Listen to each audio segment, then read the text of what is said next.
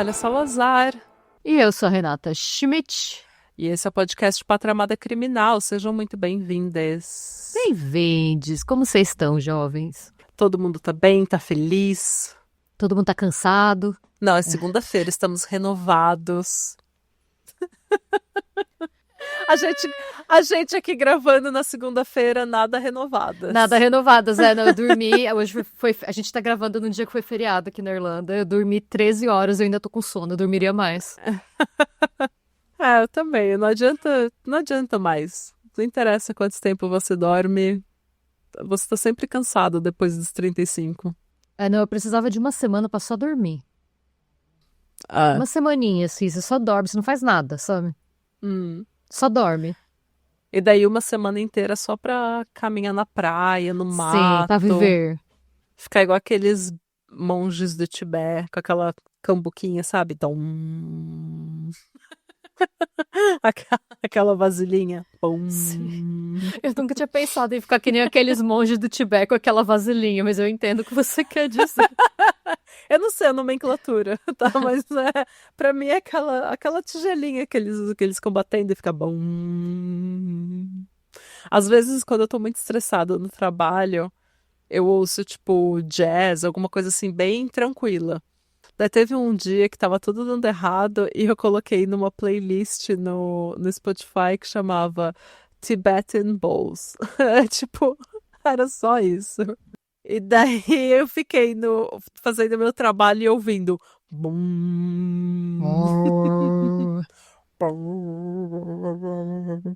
Esses dias meu irmão tava muito estressado, aí ele começou a ouvir yodeling, sabe?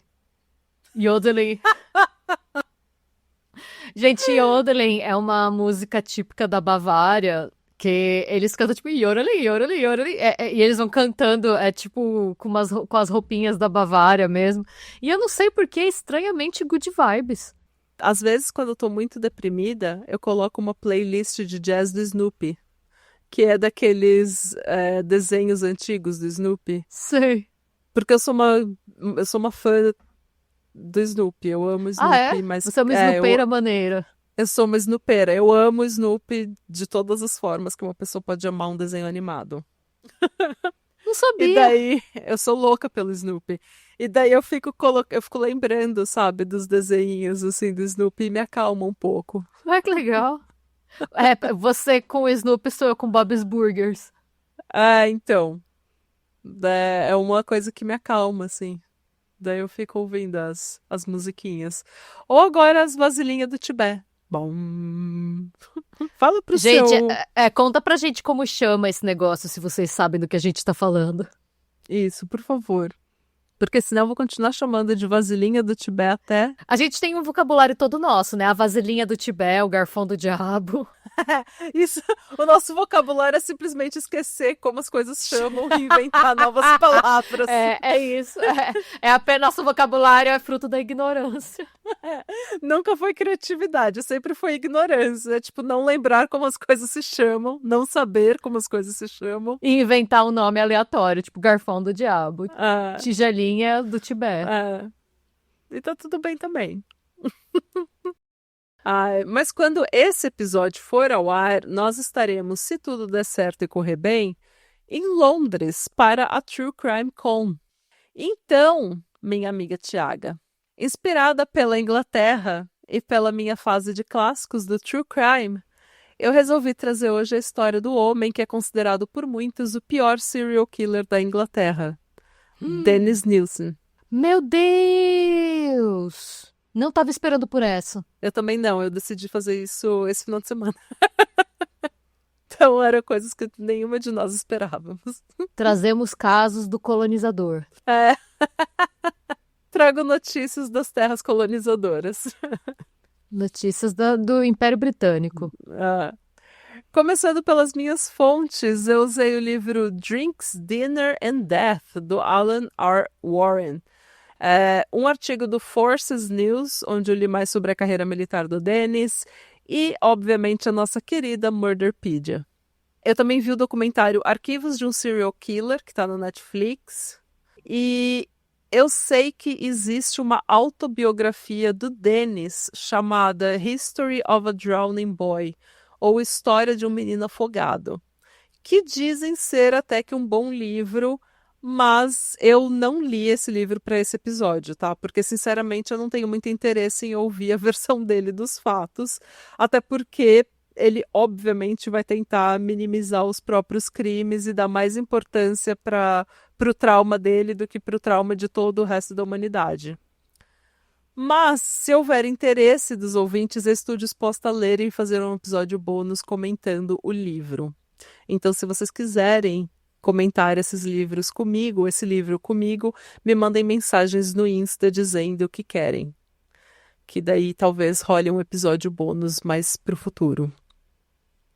É aquilo, né? Toda história, tipo, toda história tem dois lados e várias coisas podem ser verdade ao mesmo tempo. Você pode ter passado por um trauma horrível e também ser uma pessoa que causou traumas horríveis em outras pessoas. Você ter sofrido um trauma horrível de maneira alguma justifica o que você fez as outras pessoas passarem. Explica, como a gente sempre fala, mas não justifica. Então, assim, mesmo que o que ele diga seja verdade, eu nem tô entrando no mérito, mas mesmo que seja, que ele não esteja mentindo, não isenta ele de responsabilidade pelo que ele fez. Né? Exato, pra mim é irrelevante. Porque tem tanta gente que passa por tanta coisa. E tá aí, né? E não tá fazendo mal pra ninguém.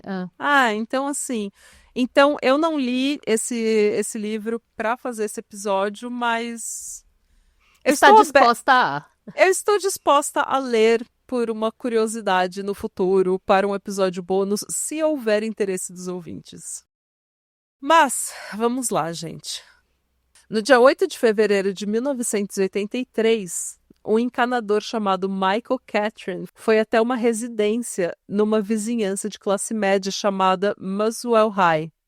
Quando ele chegou no local e abriu a tampa dos canos de esgoto, ele descobriu uma substância gordurosa com pedaços de ossos bloqueando o encanamento. Num primeiro momento, ele acreditava que alguém tinha jogado galinha frita na privada.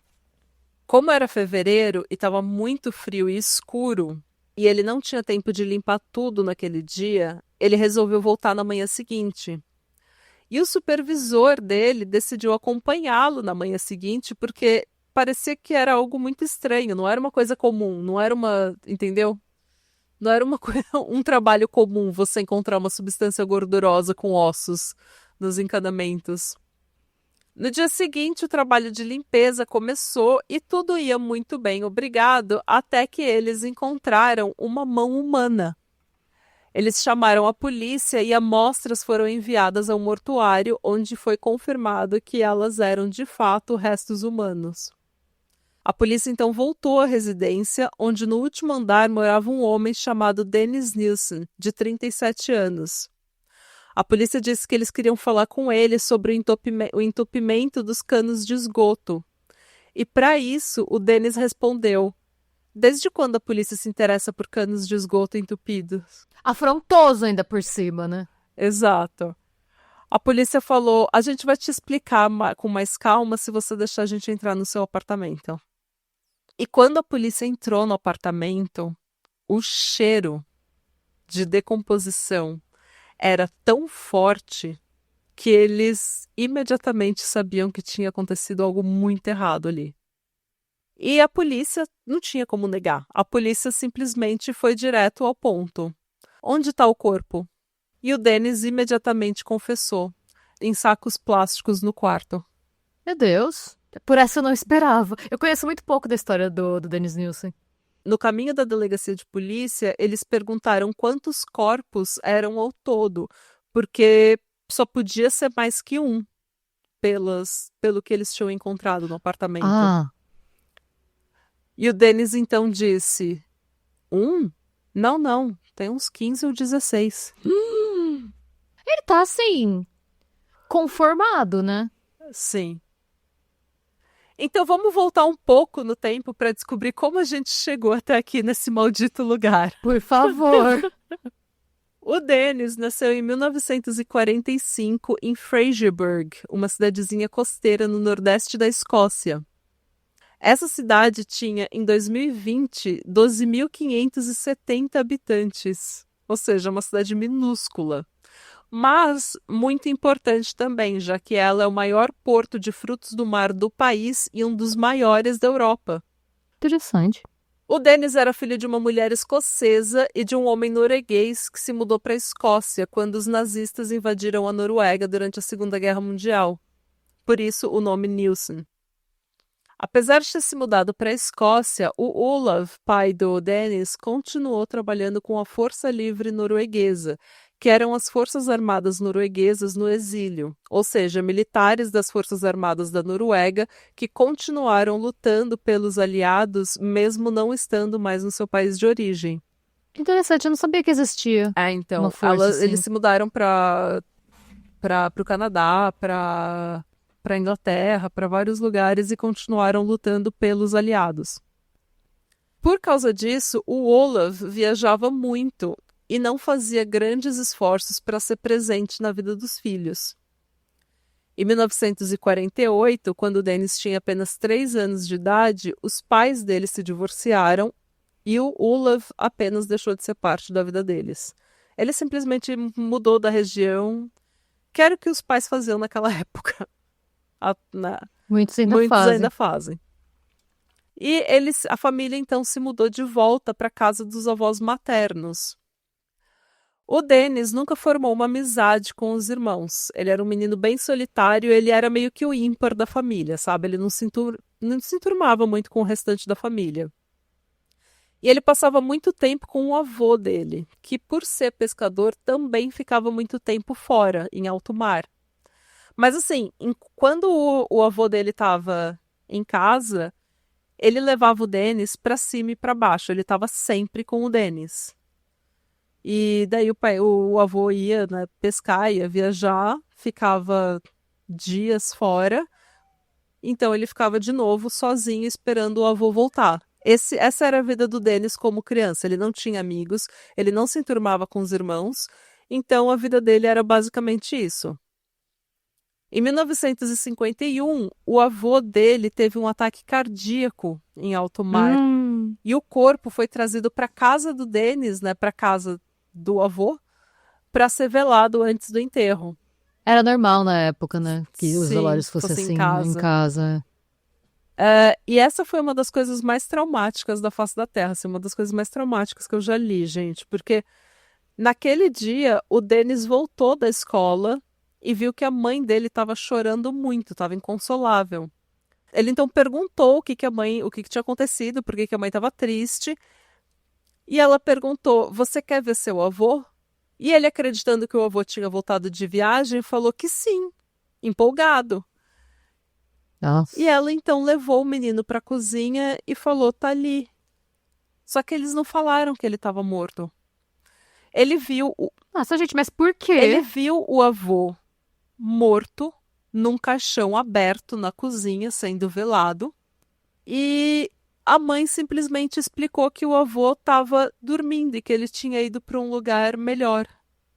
E o Dennis só foi entender que o avô estava morto depois de meses, que entender o que realmente aquilo significava.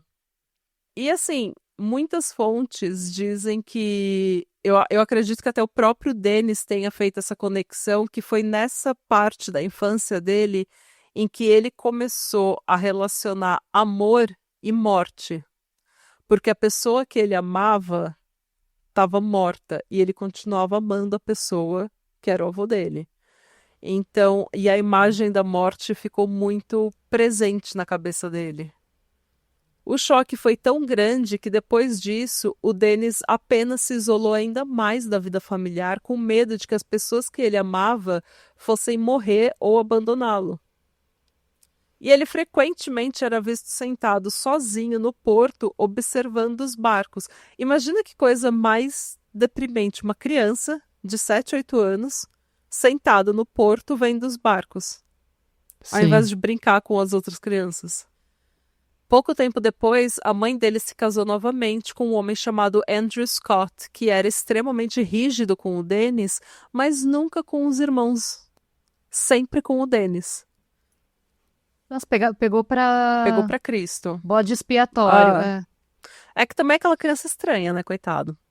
Ele devia ser uma criança mega estranha. Na adolescência, o Dennis descobriu que ele era gay, mas manteve isso em segredo porque o resto da família era extremamente homofóbica. Nessa época, ele foi sexualmente abusado por um garoto mais velho e chegou a perpetuar o abuso nos irmãos. Nossa, que horror! Primeiro, na irmã mais nova, para ver se ele conseguia se sentir atraído pelo sexo oposto, e depois no irmão mais velho, enquanto ele dormia. Existe a história de que o primeiro encontro com pedofilia que ele sofreu foi nas mãos do avô. Que o avô que ficava com ele para cima e para baixo era quem tinha abusado sexualmente dele. Eita! Isso tá no documentário da Netflix e é meio que o Dennis nas palavras dele. Mas algumas fontes falam que ele foi sexualmente abusado por um garoto mais velho. Então eu não tenho certeza qual foi o primeiro encontro dele com pedofilia e como isso formou o caráter dele. Nossa, se tivesse sido o avô dele, é uma coisa tão triste, né? É extremamente triste, porque daí você, logo antes dos seus 6 anos, você associa a pessoa que você ama a abuso, abuso a amor, e, e abandono e morte depois. O fato do padrasto ser mais rígido com ele, o padrasto não pode ter visto alguma coisa inapropriada, Não sei. ele se comportando de maneira inapropriada com os irmãos. Pode ter sido. Porque pensando daquela cultura bem escocesa, bem rígida, é o tipo de coisa que eu imagino que se um homem naquela época visse o enteado se comportando assim, ele não ia falar pra ninguém, ele só Não. ia ficar de olho. Exatamente. Porque se você conta que ele fazia isso com os irmãos quando eles estavam dormindo, será que ele não pegou nada? Será que ele não pegou ele tentando alguma coisa? Então, ele dormia na mesma cama que o irmão mais velho. E daí ele começou a acariciar o irmão enquanto o irmão dormia. E uma noite o irmão dele acordou e confrontou o Dennis, que não teve como se defender, né? Então o irmão dele ficava constantemente zombando do Dennis, chamando ele de tipo de menina, de frango, sabe? Esse tipo de coisa. Aos 14 anos, para fugir da família e da cidade pequena e pacata, ele se juntou à Força de Cadetes do Exército, uma organização nacional de jovens patrocinada pelo Ministério da Defesa do Reino Unido e pelo Exército Britânico. Em 1961, ele se alistou no Exército, onde ele trabalhou como chefe de cozinha, e segundo Dennis, essa foi a melhor parte da vida dele. Os colegas de exército descrevem ele como um homem estranho, tímido e quieto, que normalmente precisava ficar bêbado para poder interagir com os outros. A verdade, claro, é que além de ser naturalmente quieto e isolado, ele também estava escondendo um grande segredo. O segredo que ele constantemente fantasiava com os outros soldados. Tá. Nessa época, ele ainda lutava bastante contra essas fantasias e era inclusive bem religioso, indo frequentemente à igreja e a grupos de oração. E segundo o escritor Paul Sutherland, ele lutou contra esses sentimentos de culpa, consolando-se com a ideia reconfortante de que provavelmente era bissexual. Ele era popular entre os outros soldados e foi apresentado a um passatempo que ele usaria por toda a vida, o consumo excessivo de álcool. E assim, e é isso mesmo, gente. Ele era uma pessoa isolada, quieta, estranha, que todo mundo achava que era estranho, que ia na igreja, mas ele se enturmou com os outros soldados através do álcool.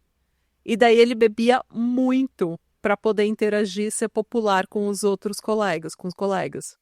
Ele tinha tanto medo que o segredo dele viesse à tona, né, e ele fosse, sei lá, tomar um cacete dos outros soldados, que nessa época ele se recusava a tomar banho com os outros, assim, chuveiro comum, sabe? Banheirão, É. vestiário.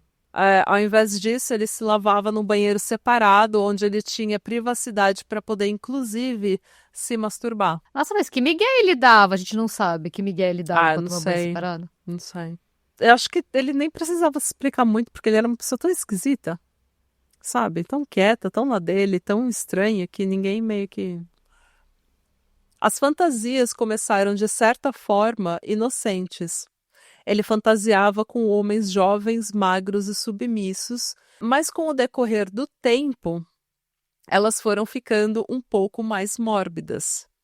Ele fantasiava com homens inconscientes ou mortos que não soubessem que o Dennis estava transando com eles.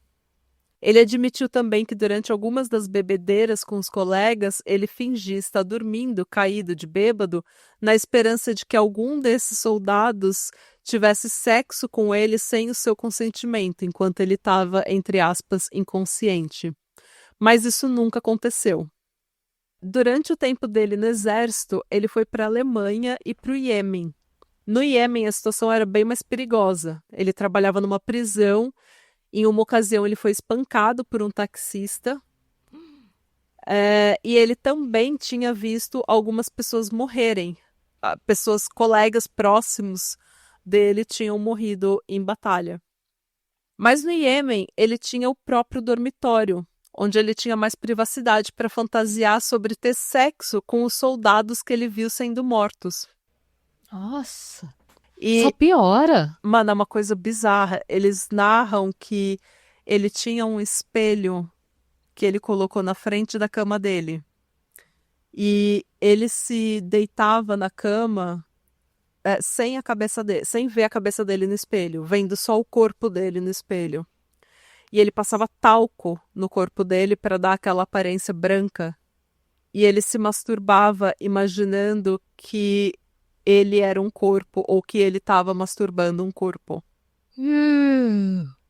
Eles explicam isso como a morte do avô dele, mas eu não sou psiquiatra, então eu não posso falar com certeza. Mas essa é a temática da vida do Dennis. Ele associa prazer sexual e amor à morte, a estar morto, estar inconsciente, estar em outro plano. Tá. Ele foi enviado de volta à Inglaterra e mais tarde ao Chipre e novamente à Alemanha. Em Berlim, ele contratou uma profissional do sexo para tentar ser como os outros soldados e se gabar de que ele tinha comido mulher enquanto ele estava na cidade e tal. Mas mais tarde ele descreveu o encontro como deprimente e superestimado. Name of my sex tape. Em 1972, de volta à Inglaterra, ele saiu do exército. E algumas fontes dizem que ele pediu para sair e outras dizem que ele foi dispensado. A gente não sabe exatamente o que aconteceu.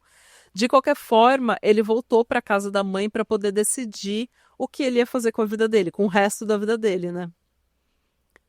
Durante essa estadia, ele confessou para a mãe que ele era gay e a família não aceitou a sexualidade dele e eles tiveram uma briga feia.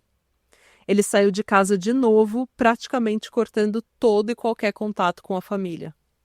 Ele então decidiu se mudar para Londres, onde ele se juntou à Polícia Metropolitana de Londres. Meu Deus! A carreira dele na polícia, no entanto, foi curta, porque ele começou a frequentar pubs gays e procurar um relacionamento sério, o que na época era um estilo de vida conflitante com a profissão. Tem uma situação em que ele está fazendo uma ronda e ele aponta a lanterna para dentro de um carro estacionado e ele vê um casal gay transando. Pela lei, ele deveria prender os dois. Só que sendo gay e entendendo bem a situação, ele não teve coragem de cumprir com o seu dever e pediu demissão da polícia em dezembro de 1973. Ele cumpriu menos de um ano na polícia. Independente da pessoa que ele é, tá, de qualquer coisa, porque a gente sabe que ele é uma pessoa muito horrível, mas a forma com que a sexualidade era tratada na Inglaterra até o início do século XX era muito absurdo, assim. Não, até o início do século XXI, né? Porque isso daqui a gente tá em 1973. É século XX ainda, o XXI é em 2001. Então foi até o século XXI. Ah, porque sim. Entendeu? Tem razão, não, tem razão. Não, porque eu não sei, foi até o quê? Até os anos 60, que era a pena pelo crime de você ser gay era castração química. Eu acho que era 60, 70. Não, 60. Então. Não, gays naquela época eram tratados como bichos selvagens que deviam viver escondidos. Como se fossem as baratas, que só saem na luz, que Ah, não saem na luz, que ficam às sombras na sarjeta da sociedade. É a real, assim. Mesmo Londres, nossa, Europa, ai, país pra frente, de primeiro mundo, não, gente. Década de 70 eles eram tratados que nem sim, animais. E a gente vai ver que ele só conseguiu fazer tudo o que ele conseguiu fazer por causa da homofobia. sim. Exatamente como no caso do Herb Baumeister, exatamente como no caso do Jeff Dahmer. Tem aquele outro canadense, Bruce, alguma coisa. É, são pessoas que estão cometendo crimes dentro da comunidade gay, com pessoas que não têm respaldo da polícia e das autoridades, e que, portanto, fica sob o radar da polícia, assim.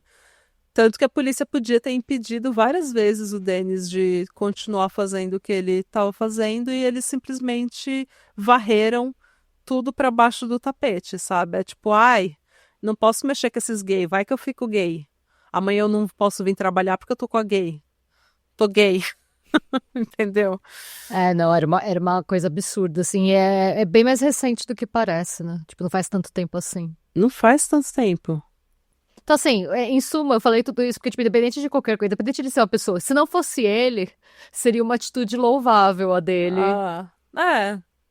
Não, essa foi uma atitude boa que ele teve, Sim, assim, de não prender os meninos. Ele viu. Deve ser muito difícil você viver em conflito. Você viver sabendo que quem você é não pode ver a luz do dia, não sim, pode ser falado em voz alta. sim. Em 74, ele virou funcionário público, trabalhando num centro de emprego do governo. E ele era um funcionário relativamente respeitado e foi mais tarde efetivado e promovido a um cargo de supervisão, apesar de ser um cara estranho que ninguém gostava muito. Ele era respeitado pelo que ele fazia, mas ninguém, tipo, ninguém queria ser amigo dele, tá ligado?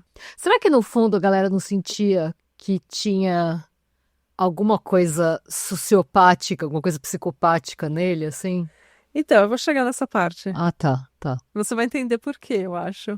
Tá. Isso não é especulação minha, mas eu acho que tem um motivo.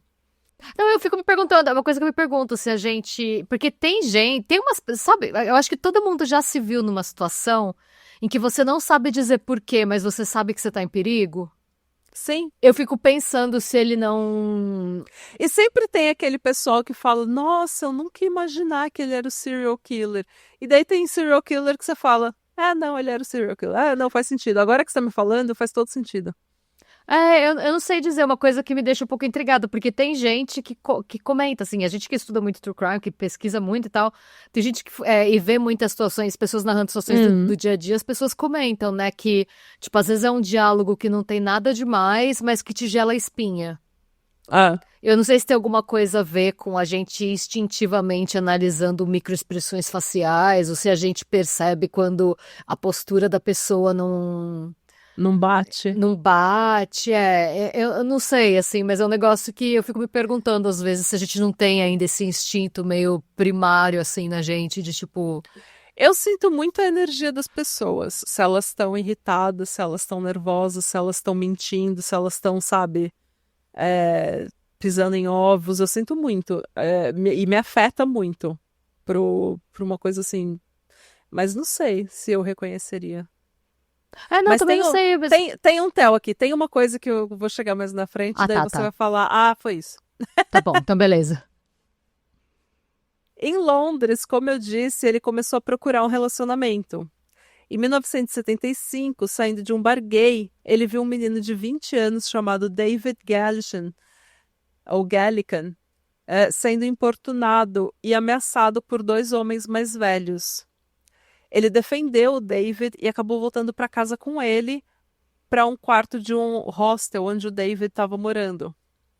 Naquela noite, eles beberam, conversaram a noite inteira, ouviram música e no dia seguinte eles decidiram que eles seriam ótimos roommates, que eles seriam ótimos colegas de casa. E usando o resto de uma herança minúscula que o padrasto dele tinha deixado quando morreu, o Dennis alugou um apartamento na Melrose Avenue. E lá eles construíram um lar para eles. Eles fizeram um jardim no quintalzinho, porque era um flat no primeiro andar. Então, quando você abria as portas assim da varanda, dava para um quintalzinho. E lá eles fizeram um jardim. E eles compraram um cachorro que eles chamaram de Blip. E viveram felizes para sempre por quase 2 anos. Uou! O Dennis era 10 anos mais velho que o David e era o único que trabalhava. Ele era quem tinha todo o poder na relação e era claramente o dominante, falando pro David o tempo inteiro o que ele queria dentro da relação e da casa. Já o David ficava feliz em assumir um papel mais submisso. Tem algumas fontes que falam que o David, ele não era uma pessoa... Ele tinha 20 anos de idade, mas intelectualmente ele era muito mais jovem. Tá. Então pode ter sido que a submissão dele era, na verdade, ele não sendo intelectualmente capaz de entender o que o David estava, o que o Dennis estava fazendo, a dinâmica do poder. No entanto, essa dinâmica de poder, essa diferença de poder entre eles acabou desgastando o relacionamento. No final, a coisa estava tão ruim que eles começaram a trazer outros homens para dentro de casa, o que adicionava ainda o elemento de ciúme a toda aquela situação.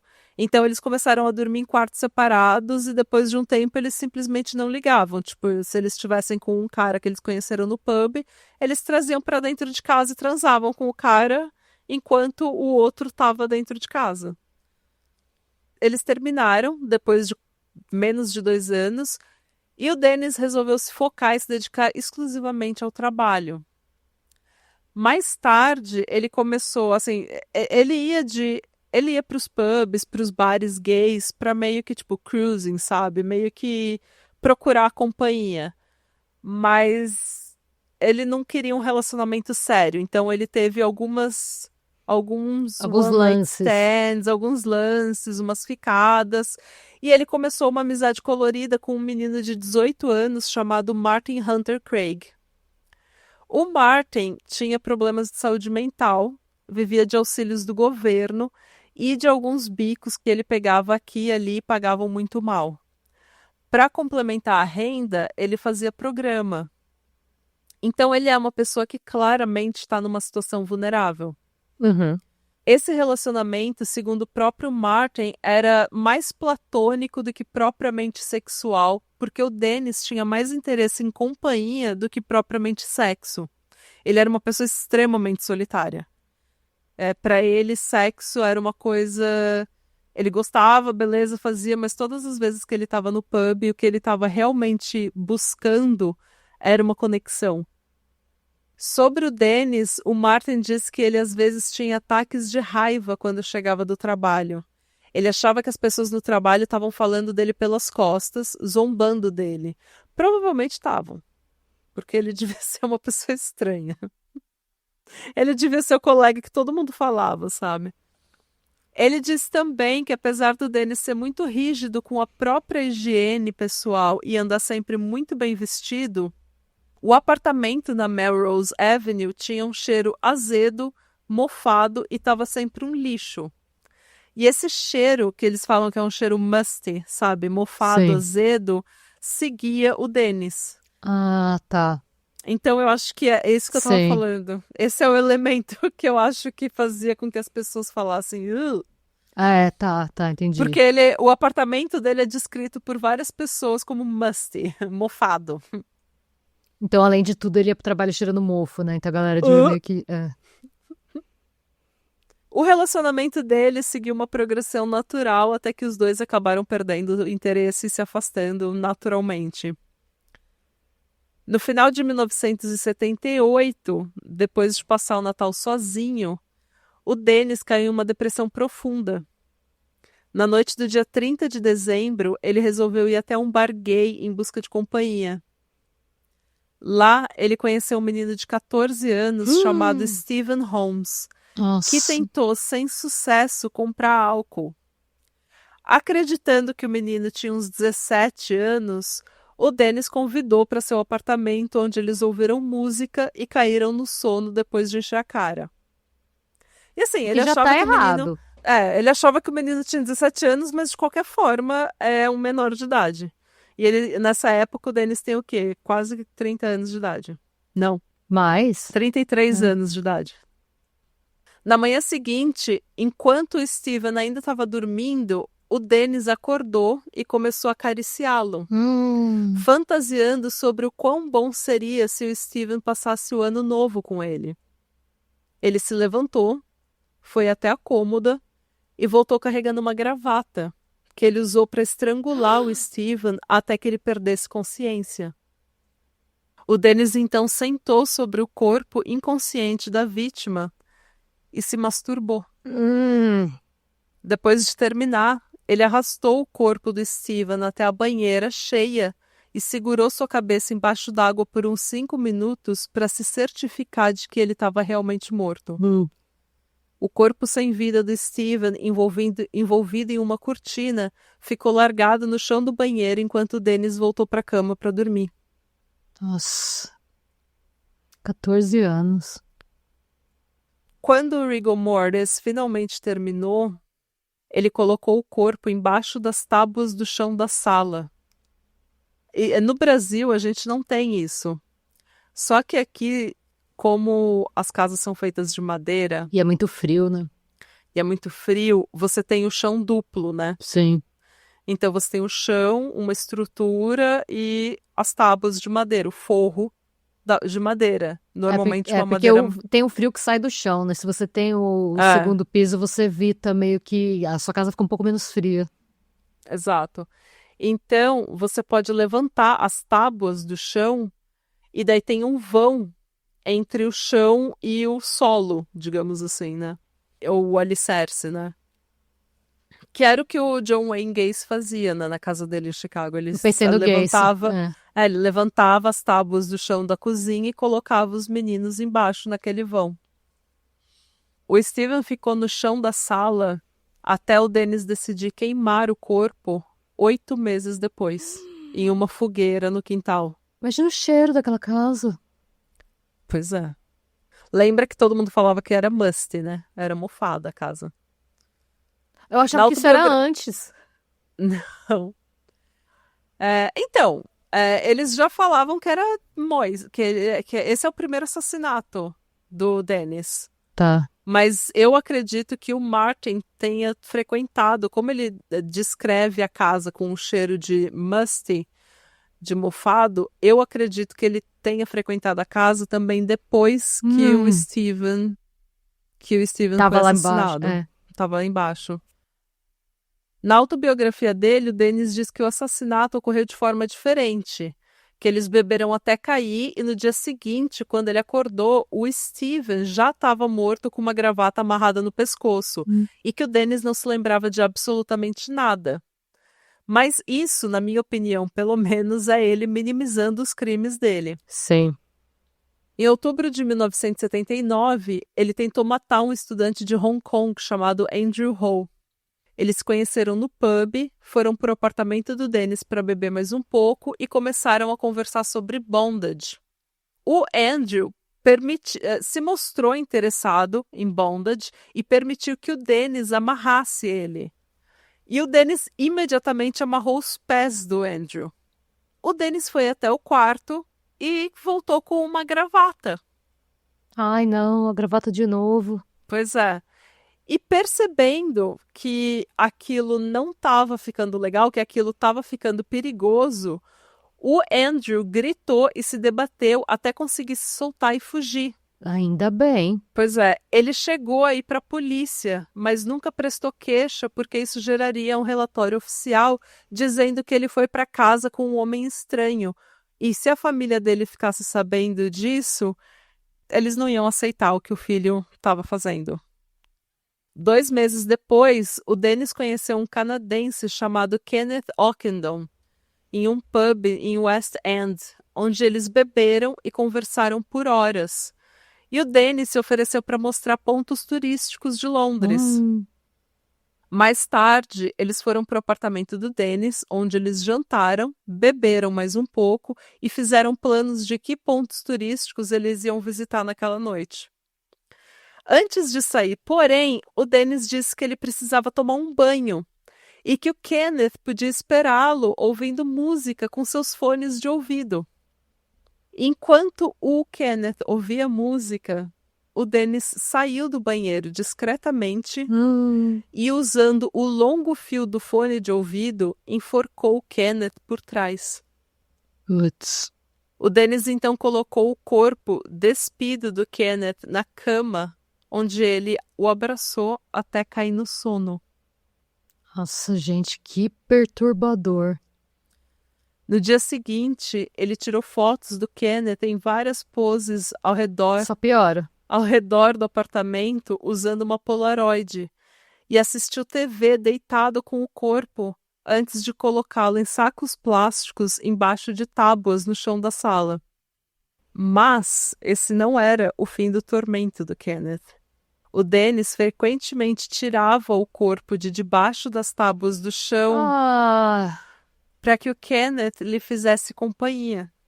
Ele literalmente tirava o corpo em decomposição do Kenneth de debaixo das tábuas do chão da sala, colocava ele no sofá e ficava assistindo TV, bebendo e conversando com o corpo, como se fosse um namorado. Eu pensei no Anatoly Moscovin, o cara das bonecas. Sim, igual. E o Dahmer fazia isso, né? Tanto que tem muita gente que compara o Dennis com o Dahmer. Eles falam que ele é o Jeff Dahmer britânico. Mas eu não sei se tem tanta... O Dennis não é canibal. Então essa é uma grande diferença. Mas ele é, assim como o Dahmer, um homossexual que tinha uma fascinação com morte e queria muito uma conexão humana com uma pessoa morta, que não pudesse dizer não para ele, não pudesse abandoná-lo. Então os dois têm essa semelhança.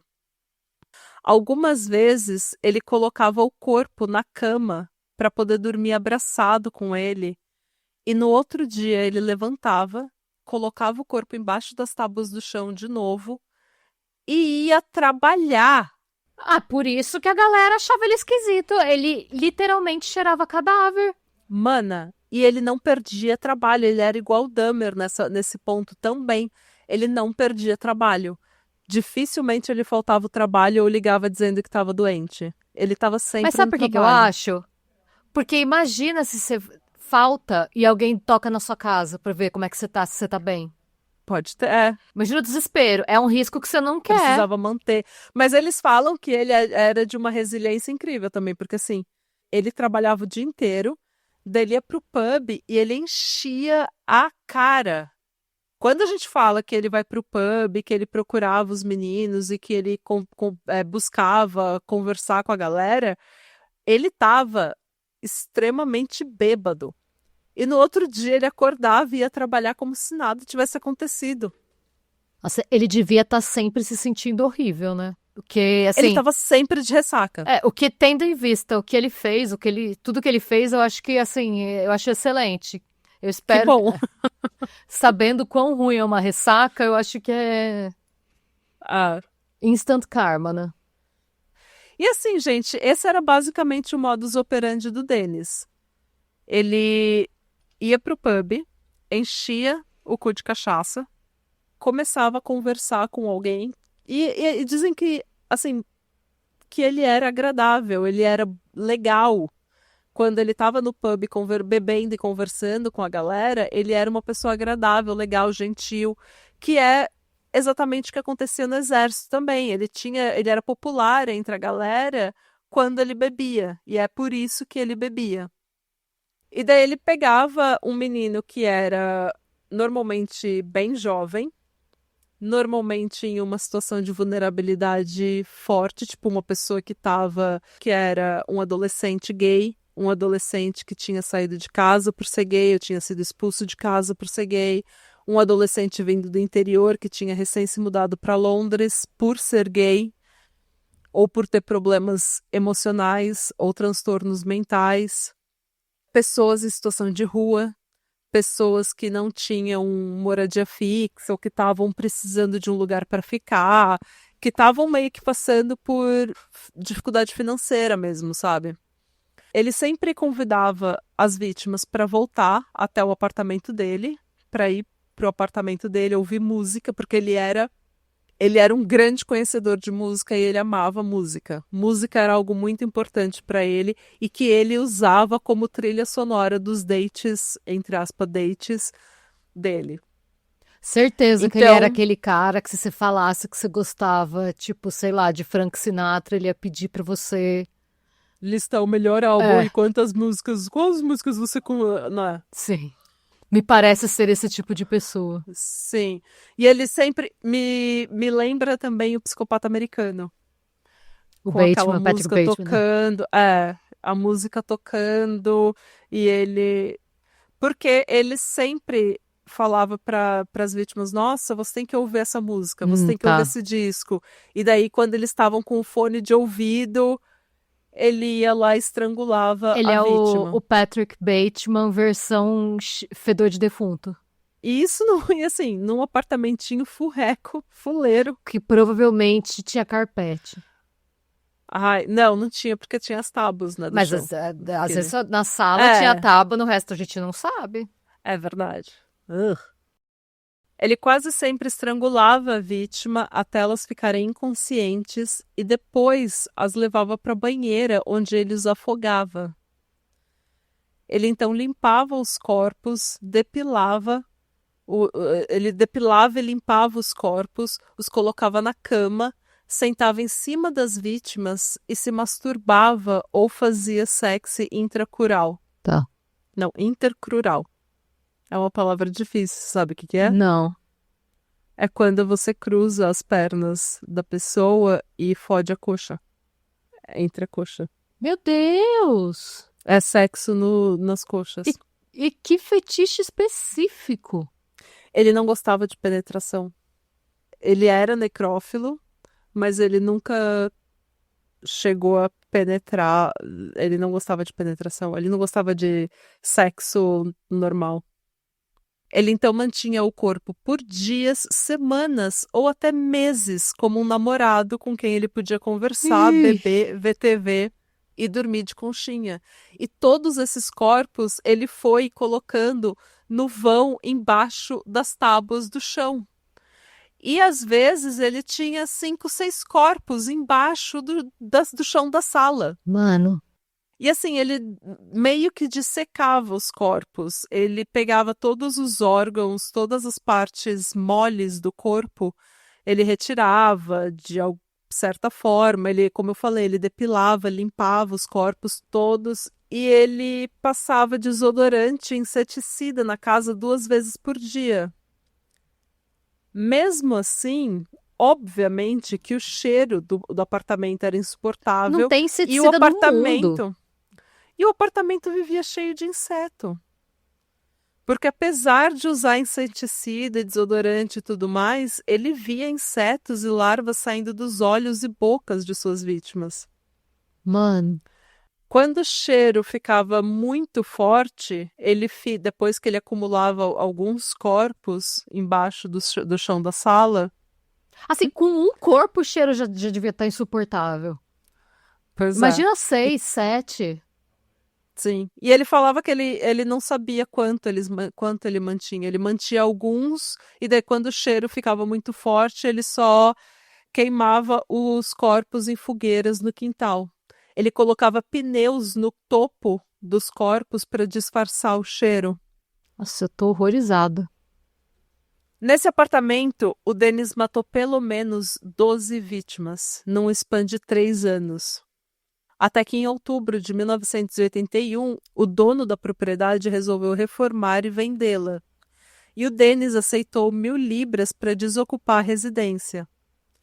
Em seu último dia na Melrose Avenue, ele fez mais uma fogueira queimando suas últimas 5 vítimas.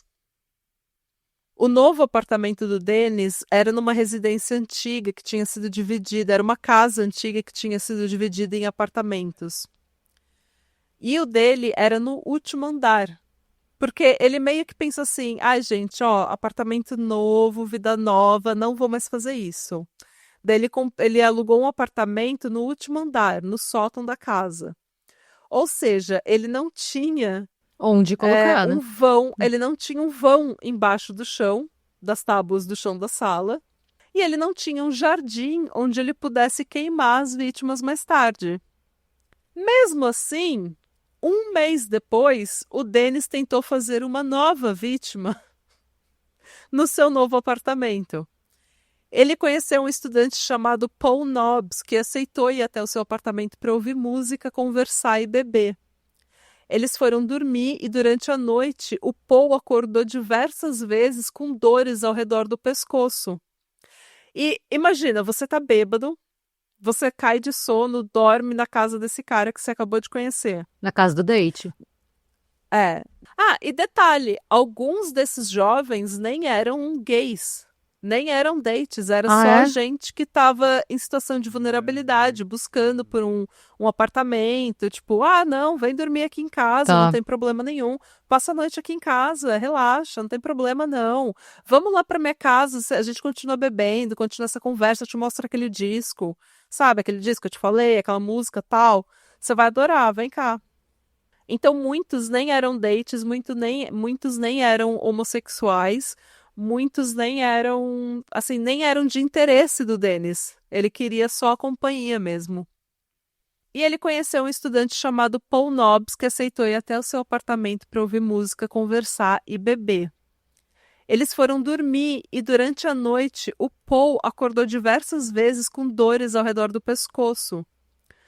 E daí o Paul tinha bebido muito, acordou meio que sem saber o que tinha acontecido, com uma dor muito forte no pescoço. E ele foi até o banheiro e viu que os olhos dele estavam vermelhos e meio que saltados. Meu Deus! E sem entender o que estava acontecendo, porque ele estava bêbado ainda, ele voltou para a cama para dormir. Até que na terceira vez que isso aconteceu, que ele acordou com dores no pescoço, ele saiu correndo, gritando. Ele só pegou as coisas dele e saiu correndo do apartamento. Ele decidiu ir para o hospital, onde os médicos disseram para ele que ele tinha sido atacado e estrangulado. Meu Deus!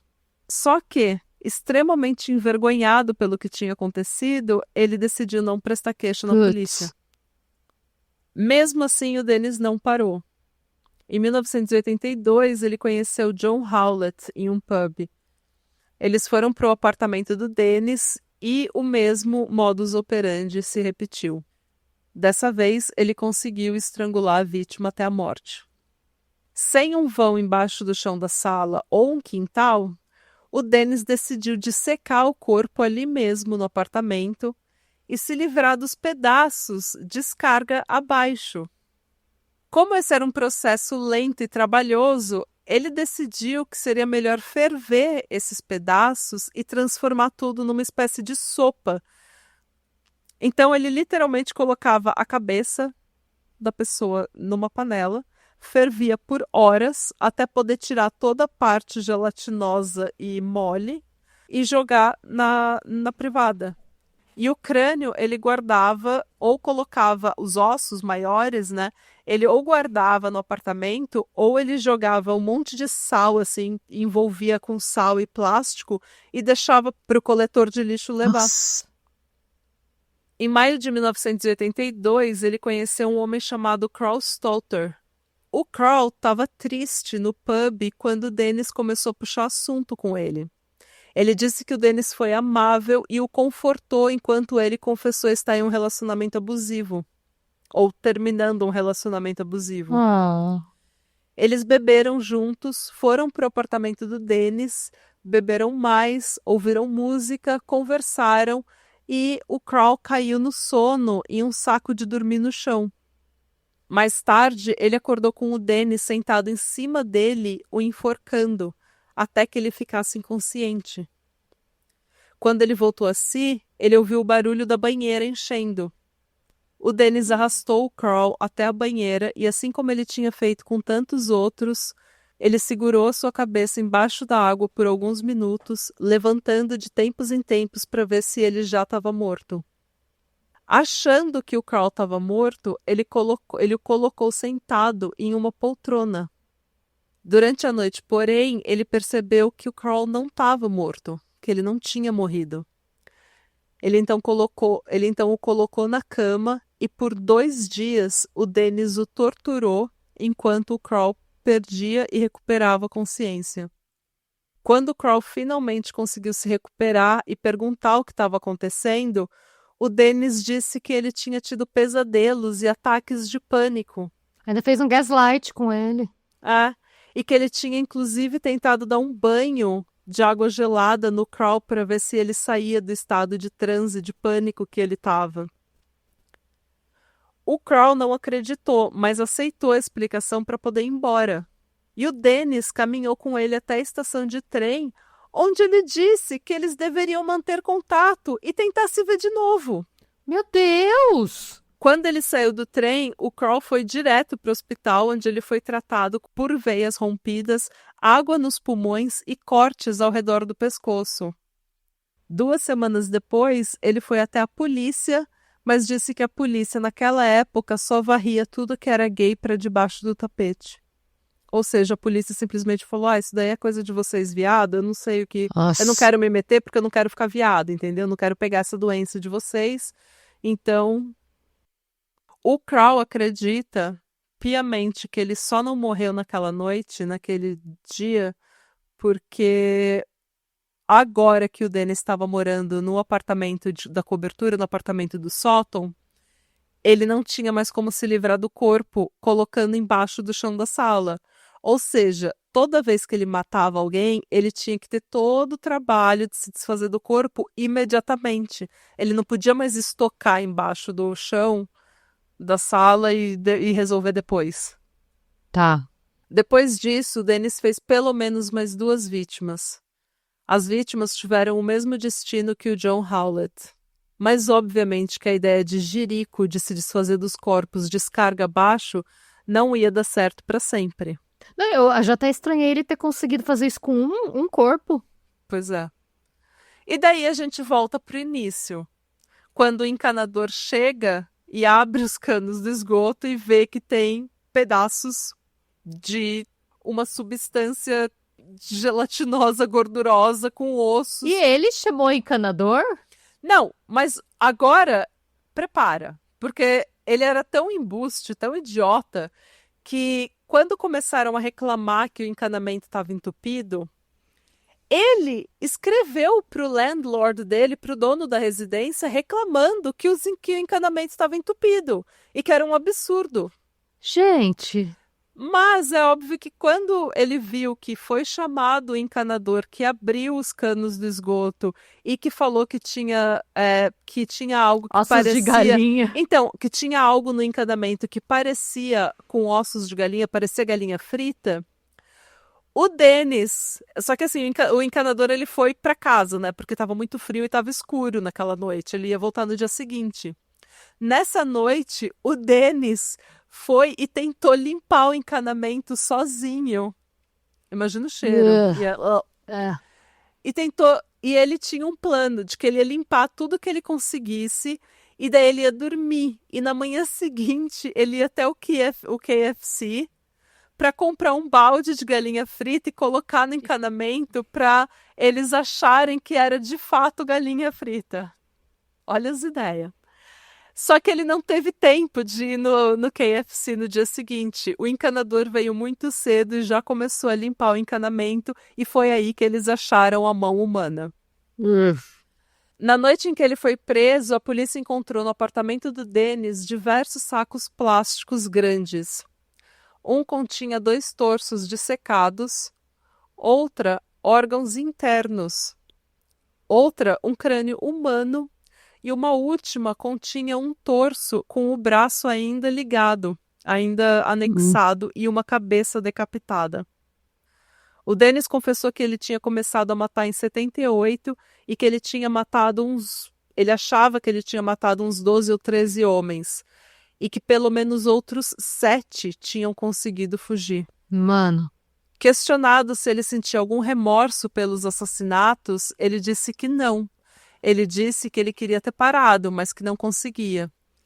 Ele também garantiu que ele não tinha nenhum prazer no ato de matar em si, mas que ele idolatrava a arte da morte. No dia em que ele foi condenado, ele admitiu que ele sentia um prazer enorme em tudo aquilo: a sedução, a morte, a limpeza. Então, ele era o que eles chamam de product killer.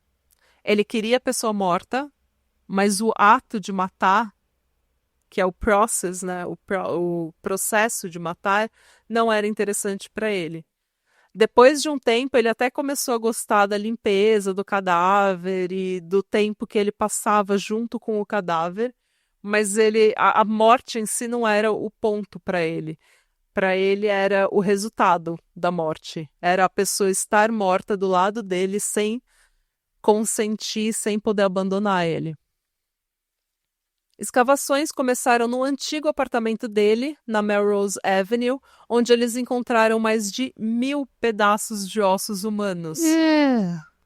Nem todas as vítimas do Dennis foram identificadas ainda, tá, gente? Tem muitas que simplesmente, como eu falei, eram pessoas que estavam em situação de rua, em situação de vulnerabilidade, e que por serem gays não tinham famílias. Ou não estavam, ou que às vezes nem era gay, mas não tinham a família próxima. Não estava em contato com a família. Não tinham a família próxima, não estava em contato com a família, então tem muitas vítimas que a gente ainda nem sabe quem são.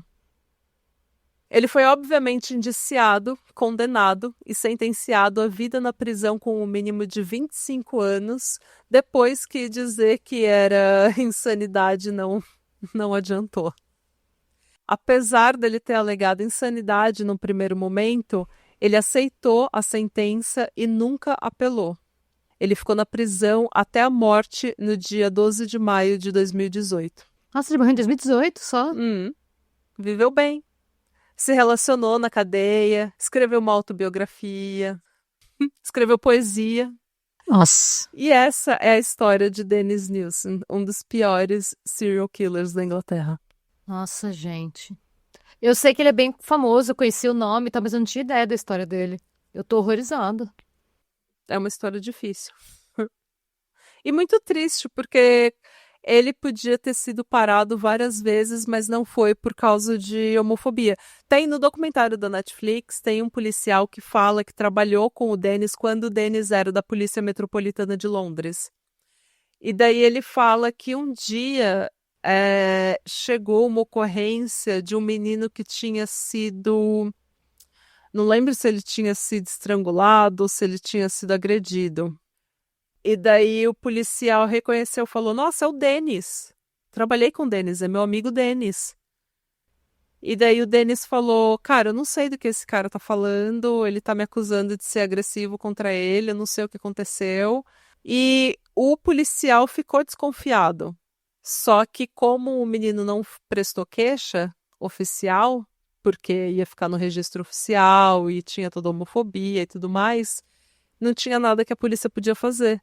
Então o policial chegou pro Dennis e falou: olha, você tem muita sorte. Você tem muita sorte, porque você ia pegar a vida na prisão por isso. Mas é um menino que foi agredido pelo Dennis, que quase morreu na mão dele, só que não teve coragem de prestar queixa, por causa da homofobia, né? E a polícia teve várias chances de ligar os crimes e... né? Mas É como com o Jeffrey Dahmer, né? Mas as pessoas também, como elas estavam em situação de vulnerabilidade, algumas eram gays, não era todo mundo que era reportado como desaparecido. Acho que o Kenneth, que era o canadense, foi o que mais atraiu mídia, porque era canadense. Tá. Então, é complicado. Que história triste. Nossa, eu adorei, eu não conhecia. Eu acho, sim, claro, é uma história horrível, mas eu acho muito interessante entender, tipo, os processos e o que se passava, né, na cabeça dele e tal. É uma história interessante, é uma história horrível, medonha, porém interessante. Serial killer é sempre um negócio que coloca uma incógnita na nossa cabeça, né? Porque eles são muito fora da curva, né? Sim. E ele tomava... uma coisa que é estranha, que ele continuou cuidando do Blip, do cachorrinho, Durante todo esse Nossa, eu tempo. até esquecido do cachorrinho. Gente. E ele tomava cuidado pro Blip nunca comer nada, né? Os cadáveres e tal. Então ele tomava cuidado com o Blip. O que só deixa essa história mais bizarra ainda, né? Ah, Nossa, gente. coitado do Blip. Falou, nossa, tanto lugar pra eu ser adotado, eu fui adotado por esse menino, por esse cara mofado. Esse cara musty. Nesse apartamento sujo. Mano, eu vou te mostrar as fotos depois. O apartamento era um flatzinho minúsculo. Nada disso tá acontecendo numa casa legal, numa casa grande, que tem espaço. Ah, não, eu imagino. Minúsculo, flatzinho de Londres, assim, minúsculo. É, não, você falou um flat do sótão ainda. Com É. certeza era um lugar que não era nem habitável. O landlord só deve ter adaptado o sótão, colocado, tipo, um piso. Mal devia caber uma pessoa em pé lá dentro. Uhum. É, gente, só um parêntese. Na Inglaterra e no país de Gales, os atos sexuais entre homens deixaram de ser crime em 67. Nossa. Na Escócia, em 1980. E na Irlanda do Norte, em 82. Não, e piora porque existe uma lei que chama Lei Alan Turing, de 2017, que só em 2017 as pessoas que tinham sido presas e fichadas por atos com outro homem, né? Homens, né, que foram presos e fichados por atos com outro homem, tiveram isso removido das fichas criminais. Nossa, ou seja, elas eram criminosas até 2017. A lei Alan Turing perdoou todos os homens que tenham sido condenados por esse tipo de crime. Muito que bem. É doido, né? Bizarro. Eu não tinha nem ideia que, tipo, cada país do Reino Unido descriminalizou as relações entre pessoas do mesmo sexo em anos diferentes. Eu fui olhar depois que você falou, porque eu pensei, nossa, eu achei que era mais tarde, mas foi tarde aqui na Irlanda do Norte. Mas é isso, gente. Eu espero que vocês tenham gostado desse episódio e que vocês continuem ouvindo Patramada Criminal. Sim. Conta pra gente o que vocês acharam. A gente sabe que vocês gostam quando a Nath traz um pesadão. Um pesadão e casos clássicos. Sim. E eu acho que teve gente que já me pediu sobre esse caso e eu falei, não vou fazer. Mas eu acho que agora, em homenagem a England, England, sim. a nossa viagem na Inglaterra, eu achei que era... como que é o nome? Pertinente? Pertinente. Vixe, olha, acabou. Acabou o cérebro de hoje, já foi, gente. Vamos desligar antes que acabe. É isso, gente. Beijos. Tchau.